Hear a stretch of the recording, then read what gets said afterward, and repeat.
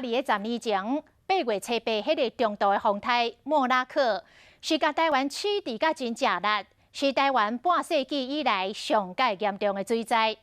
今年嘛是921大地动满20周年，行政院推出几项的纪念的活动，而且邀请到来自日本的福音的歌手申幼梨来献唱，希望灾民会当得到安慰。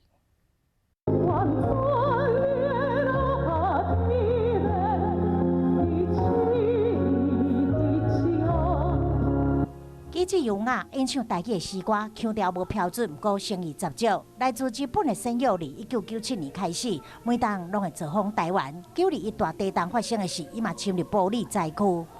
当时还是大学4年级学生的小弟，被压在倾倒的建筑物下方，牺牲生命。 伫新罗大地震失去亲人，申幼梨对灾民的痛有同款的感受，靠着信仰也有温柔的声音安慰台湾的灾民。今年是921地震20周年，嘛是莫拉克洪灾10周年。行政院邀请伊来台湾表达感谢，而且出版专刊，举办一系列的纪念活动。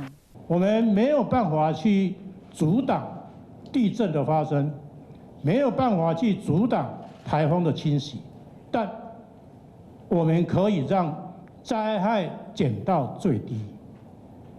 那要减到最低，就要全民，包括政府一起来。无论是921，也是莫拉克洪灾，拢带予台湾人无限的伤痛。